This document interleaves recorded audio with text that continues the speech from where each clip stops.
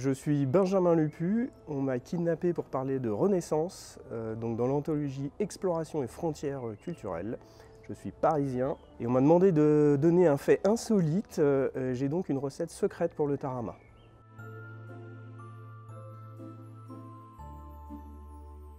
Alors pourquoi l'écriture est-elle importante pour moi?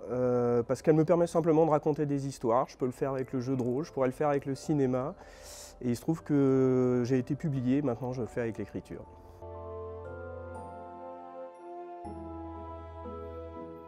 J'ai choisi un livre qui m'a marqué à l'adolescence, que je n'ai pas relu depuis parce que je pense que je serais extrêmement déçu. C'est Marées stellaires de David Brin, un fantastique livre de science-fiction écologique, on va dire, des débuts des années 80. Alors ce livre, donc Marées stellaires, m'a beaucoup marqué parce que c'est un roman choral, que c'est un roman au style très accessible. Et je sortais de lectures très compliquées comme Le Seigneur des Anneaux ou Dune, et je me suis rendu compte qu'on pouvait écrire des récits très intéressants sans des choses très alambiquées.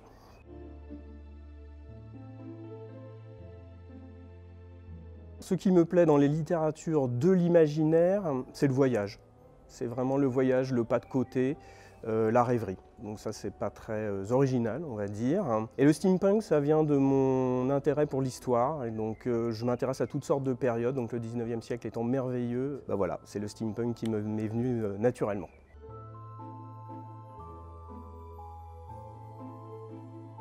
Alors j'ai découvert les éditions Oniri grâce à une très bonne amie, et je l'en remercie. Et c'est le thème qui m'a attiré, celui de l'autre, et celui du voyage, celui de l'altérité.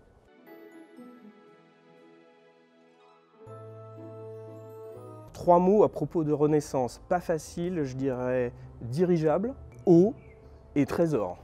Alors dirigeable parce que y a un dirigeable et qu'il est très important, il s'appelle le Bougainville.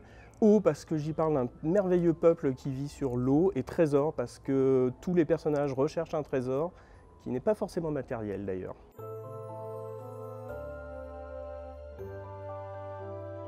Mon meilleur souvenir avec Oniri est assez drôle. Camille, la fondatrice d'Oniri, m'a généreusement donné une ration d'Hippocrate lors d'une dédicace aux Imaginales, qui était assez drôle donc pour le reste de l'après-midi car je ne tiens pas l'alcool.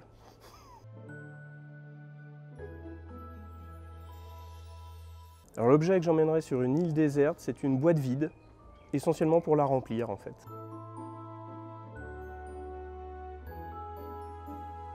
Alors c'est une conviction, c'est une vraie conviction, donc le goût, la conviction qui va à l'encontre de l'opinion populaire, c'est que les Pim's framboises sont vraiment faits pour les faibles.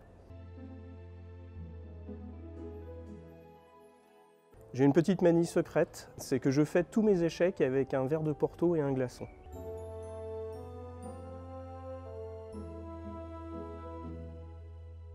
Donc joyeux anniversaire Oniri, et à chacun son imaginaire.